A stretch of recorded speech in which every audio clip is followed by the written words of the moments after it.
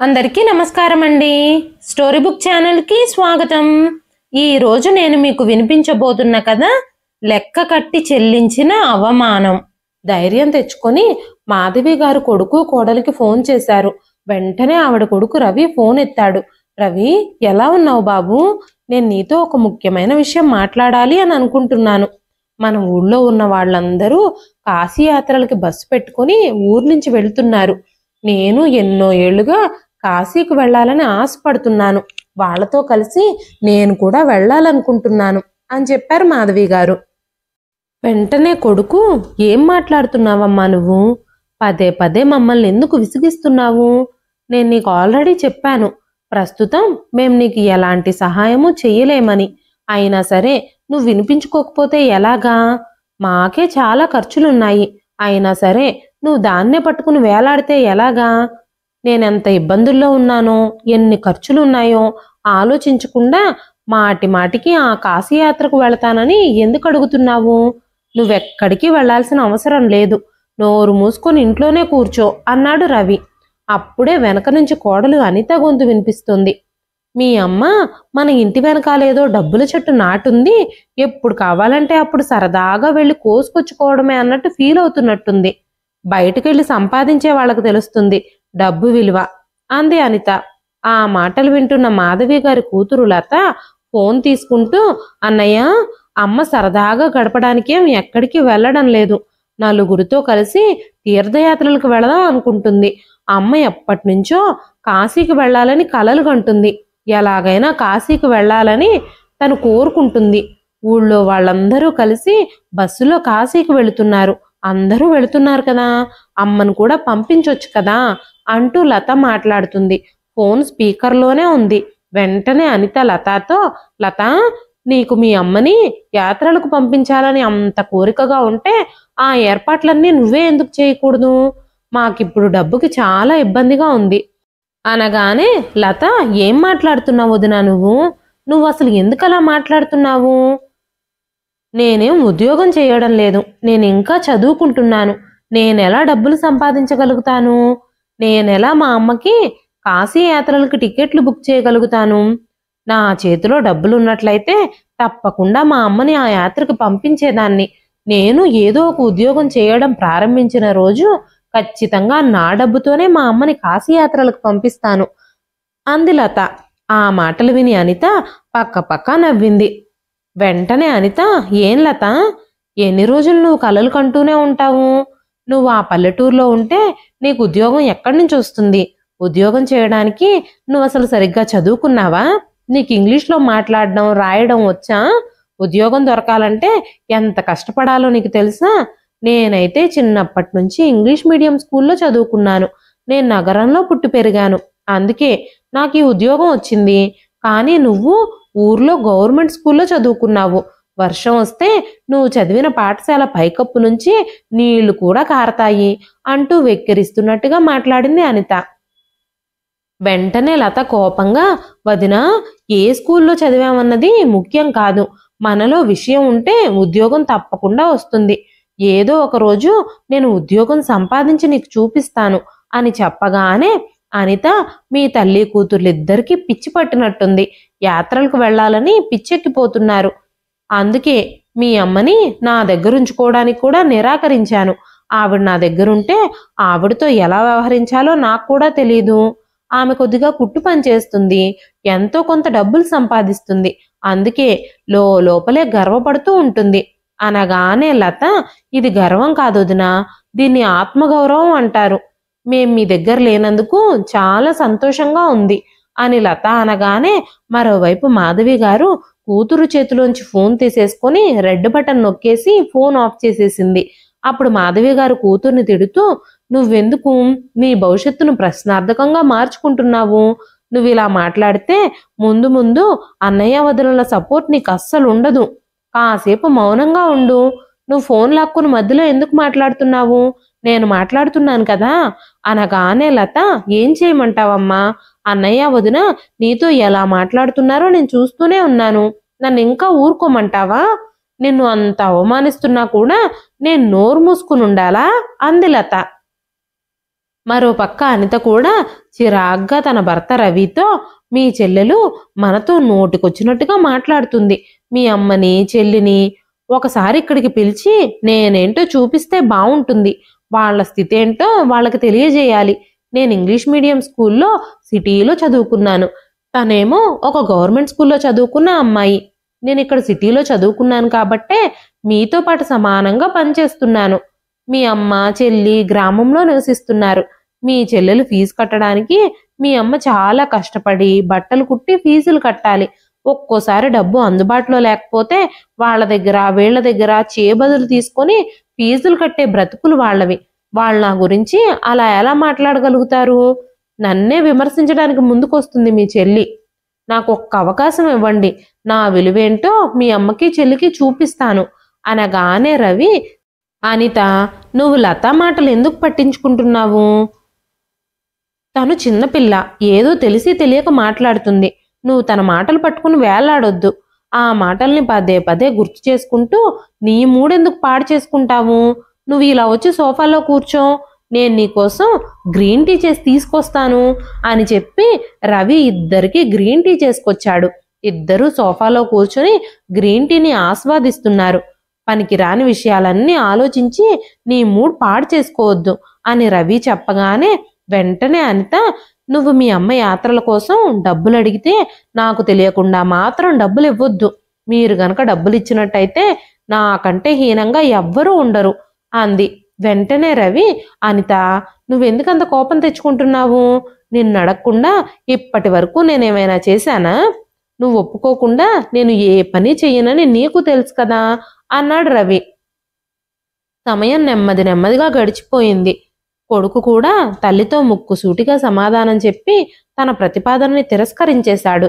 లత inter చదువు కూడా పూర్తయి మంచి ఇంజనీరింగ్ కాలేజీలో అడ్మిషన్ వచ్చింది.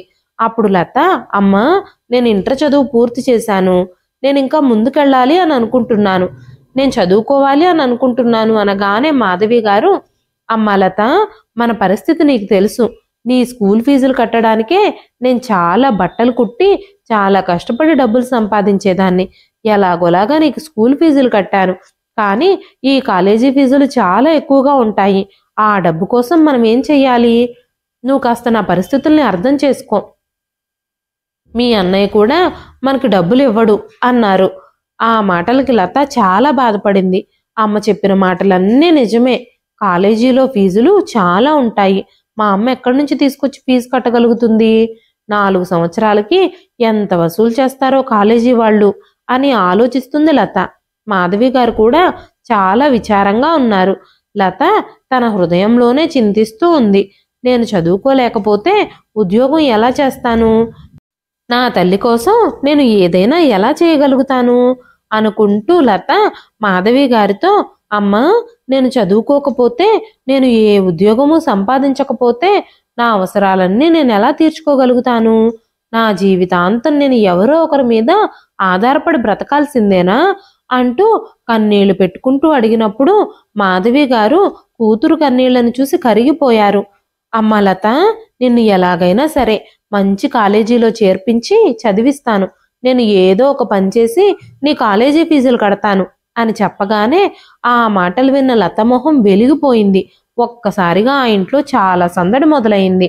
కానీ మరుక్షణంలోనే లత నిరుత్సాహంగా, కానీ అమ్మా, నీ దగ్గర డబ్బులు లేవు, ఫీజుకు డబ్బులు ఎక్కడి నుంచి వస్తాయి అనగానే మాధవి గారు, నువ్వేమీ కంగారు పడకమ్మా, నా దగ్గర 2 బంగారు గాజులున్నాయి, వాటిని ఇంకా నా చెవి కమ్మల్ని అమ్మేసి ఎలాగైనా సరే నీ కాలేజీ ఫీజు కడతాను అని చెప్పారు మాధవి గారు.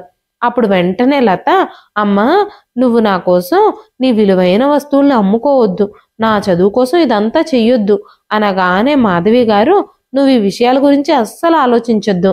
ఇక మనం ఈ ఊర్లో ఉండొద్దు. మనం సిటీకి వెళ్ళిపోయి నీ కాలేజీ దగ్గరలోనే ఒక గది అద్దెకు తీసుకుందాం.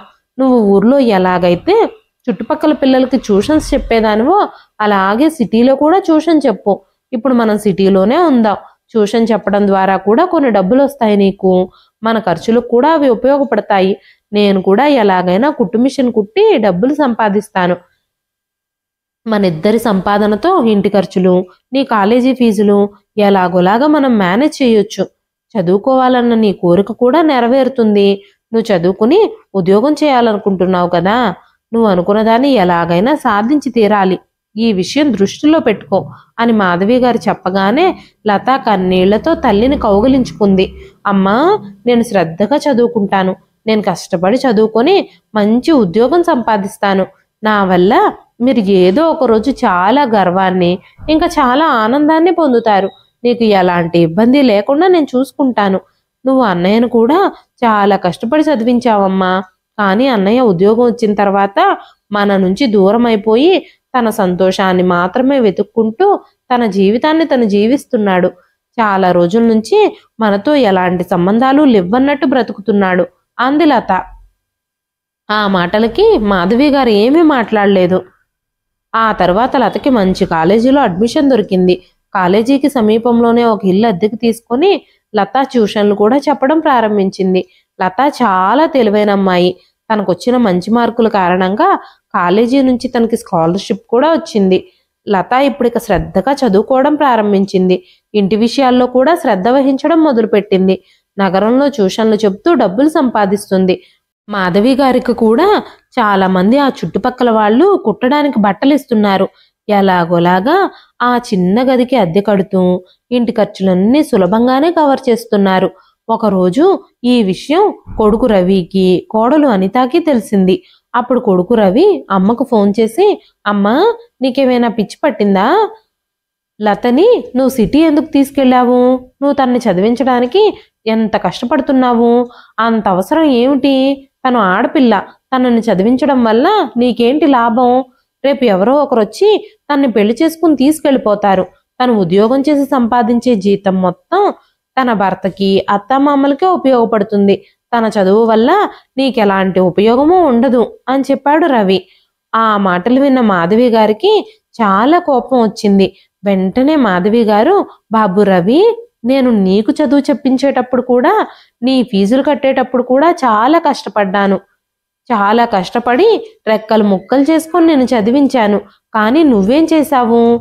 నీ చెల్లెలు అత్తామామల ఇంటికి వెళ్ళిపోతుంది అని నువ్వు చెప్తున్నావే, మరి నువ్వు మాత్రం నా దగ్గర ఉన్నావా? ఏ రోజైనా మీ అమ్మ చెల్లి ఎలా ఉన్నారు ఏంటి అని నువ్వు పట్టించుకున్నావా? నీ స్వార్థం నువ్వు చూసుకొని నీ బ్రతుకు నువ్వు బ్రతుకుతున్నావు. నువ్వు సహాయం చేయకపోతే వదిలేసాయి అంతే తప్ప మమ్మల్ని వెనక్కి లాగి ఇబ్బంది పెట్టాలి అని అనుకోవద్దు. నువ్వు మా విషయాల గురించి ఆలోచించడం మానేసేయి, అదే నీకు మంచిది అని చెప్పారు మాధవి గారు. వెంటనే వెనక నుంచి అనిత, వాళ్ళు కోరుకున్నది వాళ్ళని చెయ్యనివ్వండి. మీ చెల్లెలకి ఉద్యోగం ఎలా వస్తుందో చూద్దాం. చదువుకోగానే ఉద్యోగాలు వచ్చేస్తాయా ఏమిటి? ఆ పల్లెటూరు చదువులకి ఏదో చిన్న చిన్న ఉద్యోగాలు వస్తాయి. ఆ ఉద్యోగాలు చేస్తే ఖర్చులు కూడా సరిపోవు. దాంతో జీవితం గడపడం చాలా కష్టం అవుతుంది. మీ చెల్లి చదివిన తెలుగు మీడియం చదువుకి అంతకంటే పెద్ద పెద్ద ఉద్యోగాలేమీ రావులే. మనిద్దరం పెద్ద ఎంఎన్సి కంపెనీలో పనిచేస్తున్నాం. ఇంగ్లీష్ మీడియం చదువుకున్నాం. నగరంలో పెద్ద సొసైటీలో పెద్ద ఇల్లు కొనుక్కున్నాం. ఇంట్లో సకల సౌకర్యాలు ఏర్పాటు చేసుకున్నాం. మా అలాగా మీరు కూడా దర్జాగా బ్రతకాలంటే ఎంత కష్టపడాలో తెలుసా? ఇంత మంచి ఉద్యోగాలు సంపాదించడం మీ వల్ల అవుతుందా అంటూ చీప్గా మాట్లాడుతుంది అనిత. ఆ మాటలకి లతకి చాలా కోపం వచ్చింది. వెంటనే లత ఫోన్ తీసుకొని, వదినా, మా జీవితాల గురించి నువ్వు కంగారు పడాల్సిన అవసరం లేదు అని చెప్పి లత ఫోన్ డిస్కనెక్ట్ చేసేసింది. వెంటనే మాధవి గారితో, అమ్మా, నేను నీకు చెప్పాను అన్నయ్య వదినలతో మాట్లాడొద్దని. వాళ్ళు మనల్ని ఎన్నిసార్లు అవమానిస్తారు, ఎన్నిసార్లు తిరస్కరిస్తారు. అయినా సరే నువ్వు నా మాట వినకుండా వాళ్లతో మాట్లాడుతూనే ఉంటున్నావు అని మాట్లాడుతూ ఉండగానే మళ్ళీ ఫోన్ మోగింది. మాధవి గారు ఫోన్ ఎత్తారు. అమ్మా, మాట్లాడుతూ ఉండగానే మీరు ఫోన్ ఎందుకు డిస్కనెక్ట్ చేసేశారు? మీరు నా మాట ఎందుకు వినలేదు? అందుకే నేను మళ్ళీ ఫోన్ చేశాను. మీతో ఒక విషయం చెప్పాలనే నేను ఇందాక ఫోన్ చేశాను. మా వివాహ వార్షికోత్సవాన్ని మేము చాలా వైభవంగా జరుపుకోవాలని అనుకుంటున్నాం. చాలా మంది జనాలు వస్తున్నారు, మీరు కూడా రావాలి అని చెప్పగానే మాధవి గారు చాలాసేపు మౌనంగా ఉండిపోయారు. ఏం సమాధానం చెప్పాలో మాధవి గారికి అర్థం కాలేదు. అమ్మా, ఎక్కడికి వెళ్ళావు? నా మాట వింటున్నావా? నీకు వినబడుతుందా? ఏం మాట్లాడవేంటి? మీ ఇద్దరికి టికెట్లు రిజర్వేషన్ చేయిస్తున్నాను. ఆన్లైన్లో టికెట్ బుక్ చేశాను, మీరు ఇప్పుడు నాకేం ఎదురు సమాధానాలు చెప్పొద్దు అని చెప్పి ఫోన్ డిస్కనెక్ట్ చేసేసాడు రవి. ఆ తర్వాత మాధవి గారు లతతో, అమ్మ లత, మనం రేపు ముంబై బయలుదేరాలి, మీ అన్నయ్య మనకి టికెట్లు కూడా బుక్ చేసేసాడట అని చెప్పగానే లత కోపంగా, అమ్మా, నన్ను అడగకుండా నువ్వెందుకు కన్ఫర్మ్ చేశావు? అన్నయ్యతో టికెట్లు ఎందుకు బుక్ చేయించావు? నన్ను అడగాల్సింది ఒకసారి. నాకు వాళ్ళ ఇంటికి వెళ్ళడం అస్సలు ఇష్టం ఉండదు అనగానే మాధవి గారు, అమ్మ లత, నువ్వు అలా మాట్లాడొద్దు, అన్నయ్య ఎంతో ప్రేమగా మనల్ని పిలిచాడు, నేనెలా కాదనగలను అన్నారు. వెంటనే లత, నా కాలేజీ సంగతి ఏమిటి? పిల్లల ట్యూషన్ కూడా ఆగిపోతుంది, నేను నా క్లాసులు మిస్ అయిపోతాను, ఇంకా నువ్వు కుట్టాల్సిన బట్టలన్నీ కూడా ఉన్నాయి కదా, వాటన్నింటినీ మనం ఎలా మేనేజ్ చేసుకుంటామమ్మా అనగానే మాధవి గారు, నువ్వు దాని గురించి అంతగా ఆలోచించాల్సిన అవసరం ఏమీ లేదమ్మా, 2 రోజుల్లో వెళ్ళి తిరిగి వచ్చేస్తాము, మనమేం అక్కడ ఎక్కువ రోజులు ఉండము, రేపెళ్ళి ఎల్లుండి తిరిగి వచ్చేద్దాం. అన్నయ్య అంతగా పిలిచాక వెళ్ళకపోతే బాగోదు, తనకి చాలా కోపం వస్తుంది అన్నారు మాధవి గారు. లత తనకి ఇష్టం లేకపోయినా తల్లి పట్టుబట్టడంతో అన్నయ్య వదిన ఇంటికి వెళ్ళడానికి సిద్ధమవుతుంది. తల్లి కూతుర్లిద్దరూ కొడుకింటికి చేరుకోగానే లత డోర్ బెల్ కొట్టింది. అప్పుడు తలుపు తెరిచే ఉంది. మెల్లగా తలుపు తీయగానే అన్నయ్య వదిన సోఫా మీద కూర్చొని కనిపించారు. ఇల్లు చాలా బాగుంది, చాలా ఖరీదైందిలా కూడా ఉంది. ఇల్లంతా ఖరీదైన వస్తువులతో నిండిపోయింది. ఇంట్లో 3 పని మనుషులు కూడా ఉన్నారు. ఏదో ఫార్మాలిటీ కోసం అనిత ముందుకొచ్చి అత్తగారి పాదాలు తాకింది. పని మనుషులతో మాట్లాడుతూ వెంటనే అతిథుల కోసం టీ తీసుకురమ్మని చెప్పింది అనిత. టీ తాగిన తర్వాత అనిత లతతో ఇంకా మాధవి గారితో, రండి, నేను మీకు గది చూపిస్తాను, కాస్త ఫ్రెష్ అవుదురు గాని అంటూ ఇంట్లో అన్నింటికంటే చిన్న గదిలోకి తీసుకెళ్ళింది. ఆ గదిలో కొన్ని పనికిరాని సామాన్లు కూడా ఉన్నాయి. అప్పుడు అనిత, నేను నా తల్లిదండ్రుల కోసం, నా చుట్టాలందరి కోసం గదులన్నీ సిద్ధం చేసేశాను, మీరెలాగూ ఊర్లో ఒక చిన్న గదిలోనే కదా ఉంటారు, మీకు ఈ గది సరిపోతుంది అని నాకు అనిపించింది, మీకు ఈ గదిలో ఎలాంటి ఇబ్బంది ఉండదని నేను ఫీల్ అవుతున్నాను అని చెప్పి అక్కడి నుంచి వెళ్ళిపోయింది అనిత. మరుసటి రోజు వివాహ వార్షికోత్సవం పార్టీ ధూమ్ధామ్గా జరగబోతోంది. సన్నాహాలన్నీ చాలా గ్రాండ్గా జరుగుతున్నాయి. అనిత ఇంటి నుంచి కూడా చాలా మంది బంధువులు అక్కడికి వచ్చారు.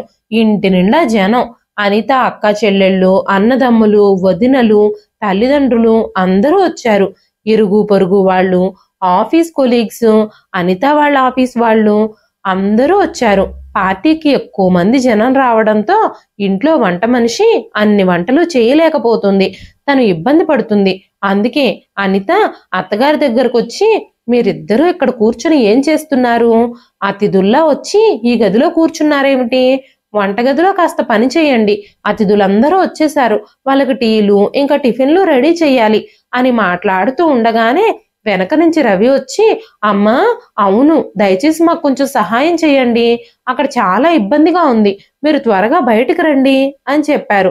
వెంటనే లత, అమ్మా, అన్నయ్య వదినల ఈ ప్రవర్తన నాకు అస్సలు నచ్చడం లేదు, వదిన వాళ్ళ తల్లిదండ్రుల ఇంటి వాళ్ళందరూ హాయిగా ఉంటారు, అందరూ సోఫాల్లో కూర్చుని కబుర్లు చెప్పుకుంటూ ఉంటారు, మనిద్దరం మాత్రం కిచెన్లోకి వెళ్ళి వంట పనులు చెయ్యాలా అనగానే మాధవి గారు, అమ్మ లత, నువ్వు ఇప్పుడు పంతాలకు పోవద్దు, అన్నయ్య ఇంట్లో మనం అతిథులమా చెప్పు, ఇది మన కుటుంబం, మనం కొంత పని చేస్తే ఏం నష్టం వస్తుంది? ఇది నా కొడుకిల్లు, ఈ ఇంట్లో ఇంత పెద్ద ఫంక్షన్ జరుగుతుంది, మనం కొంచెం సహాయం చేస్తే తప్పేమీ లేదు అంటూ ప్రేమగా కూతురికి నచ్చ చెప్పారు మాధవి గారు. ఆ తర్వాత మాధవి గారు ఇంకా లత వంటగదిలో భోజనం ఏర్పాట్లలో వంట మనిషికి సహాయం చేయడం మొదలుపెట్టారు. కాసేపటి తర్వాత అనిత ఉద్దేశపూర్వకంగానే అత్తగారితో, ఆడపడుచుతో, గెస్ట్లందరూ ఇక్కడే కూర్చునున్నారు, ఆఫీస్ కొలీగ్స్ కూడా కూర్చునున్నారు, దయచేసి నా స్నేహితులందరికీ కూల్ డ్రింక్స్ ఇవ్వండి, అందరూ ఎదురు చూస్తున్నారు, ఇంత ఆలస్యం చేస్తే ఎలాగా అని చెప్పగానే లత అందరికీ కూల్ డ్రింక్స్ ఇవ్వడానికి కూల్ డ్రింక్స్ ట్రేలో సర్దుకొని తీసుకెళ్ళింది. అప్పుడే ఒక పిల్లాడి చెయ్యి తగిలి కూల్ డ్రింక్ కింద పడిపోయింది. వెంటనే అనిత లతాని లాగి పెట్టి కొట్టింది. ఇంత పెద్ద ఫంక్షన్లో ఒళ్ళు దగ్గర పెట్టుకుని పనిచేయాలని నీకు తెలీదా? అంటూ అత్తగారిని పిలిచి మాప్ తీసుకొచ్చి ఇక్కడంతా క్లీన్ చేయండి అని చెప్పగానే మాధవి గారు ఒక క్లాత్ తీసుకొచ్చి అక్కడ పడిన కూల్ డ్రింక్ అంతా శుభ్రం చేస్తూ ఉన్నారు. అప్పుడు అక్కడే పక్కన కూర్చునున్న అనిత స్నేహితులు, అనిత, మీ ఇంటికి కొత్త పని మనుషులు వచ్చారా ఏంటి? వీళ్ళని ఎప్పుడు ఇంతకు ముందు చూడనే లేదు అని అడిగారు. అప్పుడు అనిత, వీళ్ళు పని మనుషులు కాదు, మా అత్తగారు, ఆడపడుచు అని చెబుతుందేమోనని మాధవి గారు ఇంకా లత అనుకున్నారు. కానీ అనిత నోట్లో నుంచి వచ్చిన ఆ సమాధానానికి ఇద్దరూ ఆశ్చర్యపోయారు. అప్పుడు వెంటనే అనిత అవును అని సమాధానం చెప్పింది. వీళ్ళిద్దరిని ఇప్పుడే కొత్తగా పెట్టుకున్నాము, ఇంట్లో ఫంక్షన్ ఉంది కదా, అందుకే పనివాళ్ళు సరిపోరని 2 రోజులకు వీళ్ళని పనిలోకి తీసుకున్నాను. వీళ్ళిద్దరూ తల్లి కూతుళ్ళు, 2 రోజులు మాకు సహాయంగా ఉంటారని పెట్టుకున్నాను. ఊరు నుంచి వచ్చారు, వీళ్ళకి వెనక ముందు ఎవ్వరూ లేరట, అందుకే జాలిపడి వీళ్ళని పనిలో పెట్టుకున్నాను అని చెప్పగానే అనిత స్నేహితులు, వీళ్ళిద్దరూ బాగానే పనిచేస్తున్నట్టున్నారు, మీ ఇంట్లో ఫంక్షన్ అయిపోయాక మా ఇంట్లో పని చేయడానికి వీలవుతుందేమో అడగండి, గ్రామం నుంచి వచ్చిన పనివాళ్ళు చాలా బాగా పనిచేస్తారని నా భార్య ఎప్పుడూ చెబుతూ ఉంటుంది, వాళ్ళకి ఎలాంటి అభ్యంతరము లేకపోతే మా ఇంట్లో పర్మనెంట్ గా పనివాళ్ళల్లా మేము పెట్టుకుంటాము అన్నాడు ఒక అతను. అప్పుడు అనిత, సరే సరే, ఈ విషయాలన్నీ నేను తర్వాత మాట్లాడతాను, మీరు ముందు పార్టీని ఎంజాయ్ చేయండి అని చెప్పింది. ఆ తర్వాత లత ఇంకా మాధవి గారు తన గదిలోకి వచ్చి దుఃఖాన్ని ఆపుకోలేక ఒకరినొకరు కౌగిలించుకుని చాలాసేపు ఏడ్చారు. అప్పుడు మాధవి గారు, నేను ఏ పని చేసినా ఇది నా కొడుకిల్లులా భావించి చేశాను, కానీ కోడలు అందరి ముందు నన్ను, నా కూతుర్ని పనివాళ్ళని చేసేసింది, నలుగురిలో నా కూతుర్ని చెంపదెబ్బ కొట్టి అవమానించింది, ఈ అవమానాన్ని నేను భరించలేను, కోడలు మా ఇద్దరిని ఇంటికి ఆహ్వానించి ఇంతలా అవమానిస్తుందా అంటూ మాట్లాడుతూనే ఉన్నారు మాధవి గారు.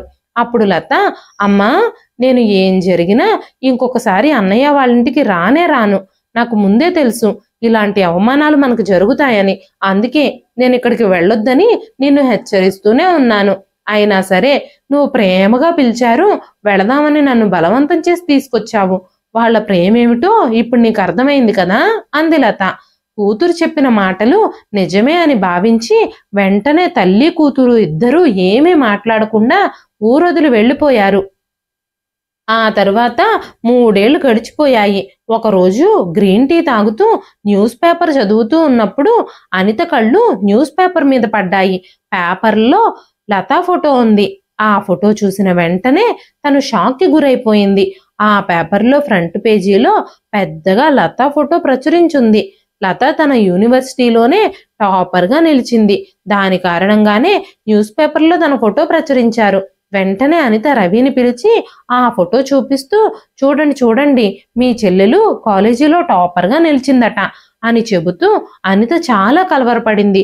ఎందుకంటే మీ చెల్లి కాలేజీలో టాపర్గా నిలిచింది, ఇప్పుడు తనకి మంచి ఉద్యోగం వచ్చేస్తుంది, వెంటనే మీ అమ్మకు ఒకసారి ఫోన్ చేయండి అని రవితో చెప్పింది. వెంటనే రవి మాధవి గారికి ఫోన్ చేశాడు. మాధవి గారు సంతోషంగా ఫోన్ ఎత్తి, అవును బాబు, మన లత కాలేజ్ మొత్తంలో టాపర్గా వచ్చింది, తనకి చాలా మంచి మార్కులు వచ్చాయి, క్యాంపస్ సెలక్షన్లో పెద్ద పెద్ద కంపెనీలు 3 తనకి ఉద్యోగం వచ్చింది, తను 3 కంపెనీలకి సెలెక్ట్ అయ్యింది, తను ఏ కంపెనీలో చేరుతుందో ఇక తర్వాత దానిష్టం అని చెబుతూ ఉండగానే ఆ మాటలు విని అనితలో టెన్షన్ మొదలయ్యింది. లత ఇప్పుడు 3 కంపెనీల్లో ఉద్యోగం సంపాదించిందా అనుకుంటూ ఆ టెన్షన్ కారణంగా అనిత చాలా కలవరపడుతుంది. తనకి అసలే ఆరోగ్యం బాగోలేదు. ఎందుకంటే తను ఆఫీస్ నుంచి 10 రోజులు సెలవు పెట్టి రవి, అనిత గోవా ట్రిప్కి వెళ్లారు. రవి ఇంకా అనిత అక్కడి నుంచి వచ్చిన తర్వాత అనితకి ఆరోగ్యం అస్సలు బాగోలేదు. ఆరోగ్యం కోలుకునేదాకా తను ఆఫీస్కి వెళ్ళలేదు. చాలా రోజులు ఆఫీస్ నుంచి సెలవులు తీసుకుంది. ఆ తరువాత అనిత ఒక ప్రాజెక్ట్ ప్రజెంటేషన్ కూడా తప్పుగా చేయడం వల్ల కోపంతో తన బాస్ తనని ఉద్యోగం నుంచి సస్పెండ్ చేశాడు. తన పొగరు వల్ల తన బాస్తో కూడా రూడ్గా మాట్లాడింది అనిత. కనీసం రిక్వెస్ట్ చేసుంటే ఆ బాస్ వినేవారేమో, కానీ ఆ పని చేయకుండా ఇష్టం వచ్చినట్టు బాస్తో గొడవపడి ఆఫీస్ నుంచి బయటకు వచ్చేసింది. దాంతో అనితకి ఇప్పుడు ఉద్యోగం లేదు. అందుకే కొత్త ఉద్యోగం కోసం చూసుకుంటుంది. ఉద్యోగం కోసం చాలా ప్రయత్నాలు చేస్తుంది, కానీ ఎక్కడా అనితకి ఉద్యోగం దొరకడం లేదు. ఒకరోజు తన ఆఫీస్ ఫ్రెండ్ నుంచి అనితకి కాల్ వచ్చింది. హలో అనిత, నిన్ను సస్పెండ్ చేసిన బాస్ ఆఫీస్కి రావడం లేదు. ఈ రోజు నుంచి ఆఫీస్కి కొత్త బాస్ వస్తున్నారు. కొత్త బాస్ చాలా మంచి వాళ్ళలా ఉన్నారు. పాత బాస్ నాకు కూడా అస్సలు నచ్చరు. అయితే ఈ కొత్త బాస్ చాలా మంచి వాళ్ళని అందరూ మాట్లాడుకుంటున్నారు అంటూ అనిత స్నేహితురాలు చెప్పడంతో అనిత చాలా మంచిగా ఫీల్ అయింది. వెంటనే అనిత, నన్ను పాత బాస్ సస్పెండ్ చేశారు అన్న విషయాన్ని నువ్వు ఎవ్వరితోనూ చెప్పొద్దు. నేను ఆఫీస్కి వచ్చి కొత్త బాస్ని కలుస్తాను. నేను కొత్త బాస్ని రిక్వెస్ట్ చేస్తాను.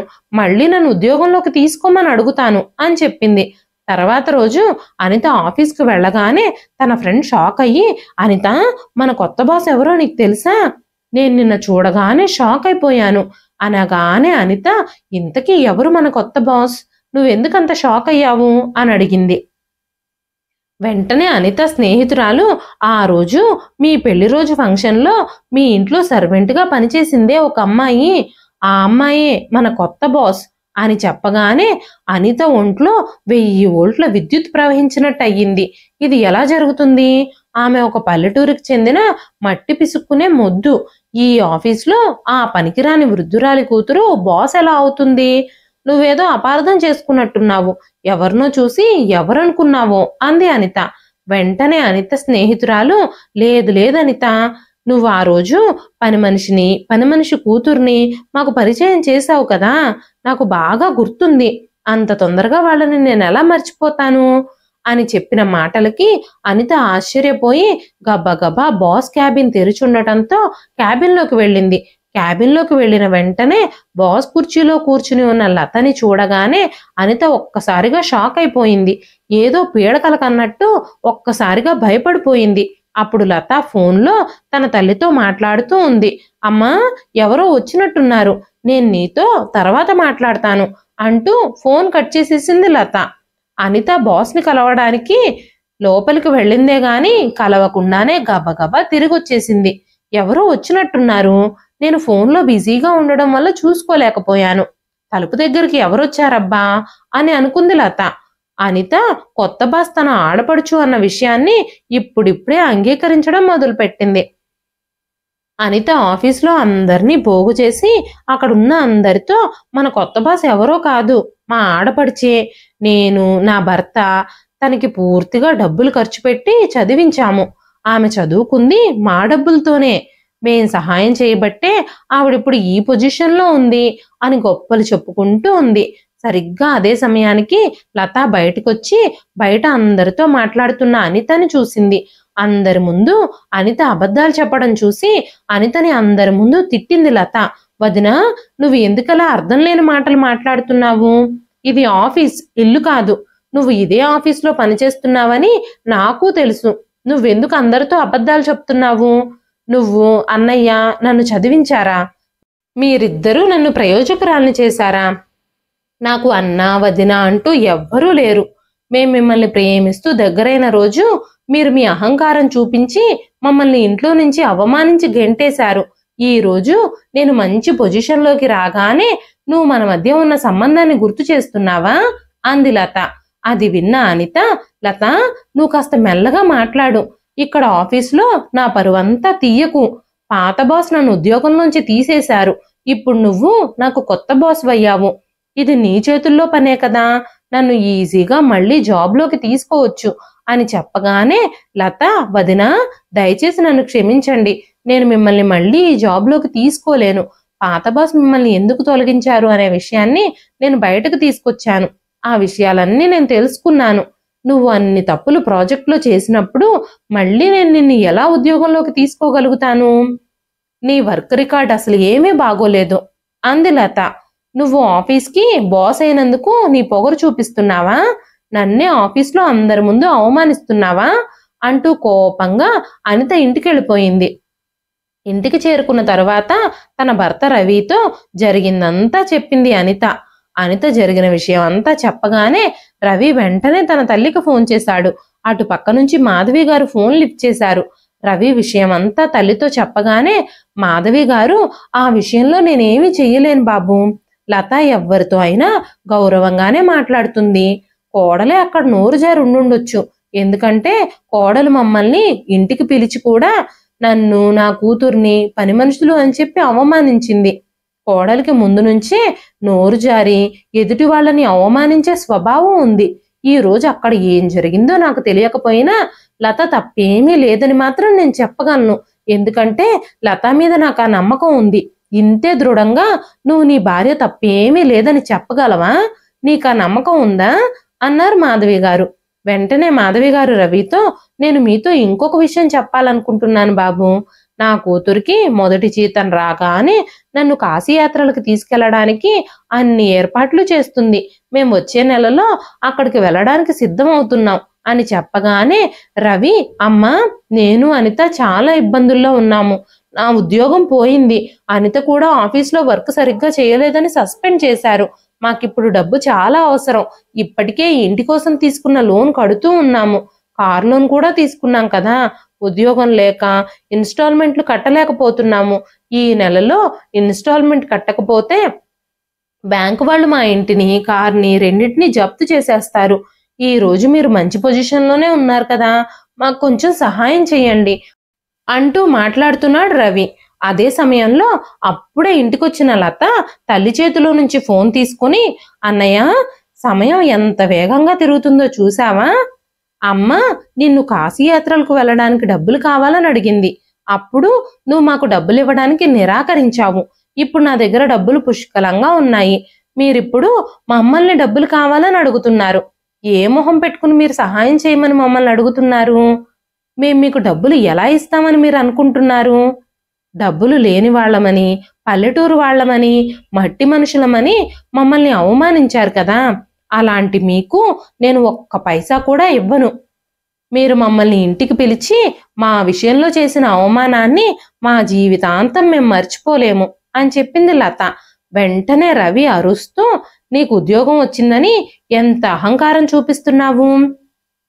నీ పెళ్ళైపోయాక అమ్మ మా దగ్గరే కదా ఉండాలి.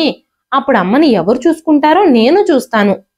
కూతురు కూతురు అని అమ్మ నిన్ను పట్టుకుని వేలాడుతుంది. ఎంత చేసినా కూతురు కొడుకుతో సమానం అవుతుందా అంటూ అరుస్తున్నాడు రవి. ఆ మాటలకు లత కోపంగా, నువ్వంత కష్టపడాల్సిన అవసరం ఏమీ లేదన్నయ్యా. నువ్వు ఈ విషయాలేవీ ఆలోచించాల్సిన పని లేదు. అన్నీ చూసుకోవడానికి నేనున్నాను. అమ్మని ఎలా జాగ్రత్తగా చూసుకోవాలో నాకు తెలుసు. నా పెళ్ళైన తర్వాత కూడా అమ్మ నాతోనే ఉంటుంది. అమ్మని నాతో ఉంచుకోవడానికి ఒప్పుకునే అబ్బాయిని నేను పెళ్లి చేసుకుంటాను. అమ్మ నాతో ఉండకూడదు అని చెప్పే అబ్బాయిని నేను అస్సలు పెళ్లి చేసుకోను. నా గురించి నీకు బాగా తెలుసు కదా. అమ్మని ఎలా చూసుకోవాలో ఆ విషయాల గురించి నేను చూసుకుంటాను. ఇంకెప్పుడు నువ్వు నాకు ఫోన్ చేయొద్దు. మా నుంచి ఎలాంటి సహాయాన్ని ఆశించొద్దు అని చెప్పి ఫోన్ కట్ చేసేసింది లత. ఆ రోజు అనిత, రవి తనని అవమానించిన అవమానానికి ఈ రోజు పూర్తిగా లెక్క కట్టి బదులు తీర్చుకుంది లత. కాలం ఎవ్వరి పక్షంగా ఎప్పుడు మారుతుందో ఎవ్వరికీ తెలియదు. డబ్బు లేని కారణంగా, ఉద్యోగం లేని కారణంగా, వాళ్ళు పల్లెటూరు వాళ్ళైన కారణంగా ఎవ్వరిని మనం అవమానించకూడదు. ఈ రోజు మనం ఎగతాళి చేసిన మనిషి గొప్పవాళ్లై రేపు మన ఎదురుగా నిలబడొచ్చు. కాలచక్రం ఎవ్వరి కోసమూ ఆగిపోదు. కాలం ఎవ్వరిని ఎప్పుడు ఏ పరిస్థితుల్లో నిలబెడుతుందో ఎవ్వరికీ తెలియదు. ఇదండి ఈ రోజు కథ.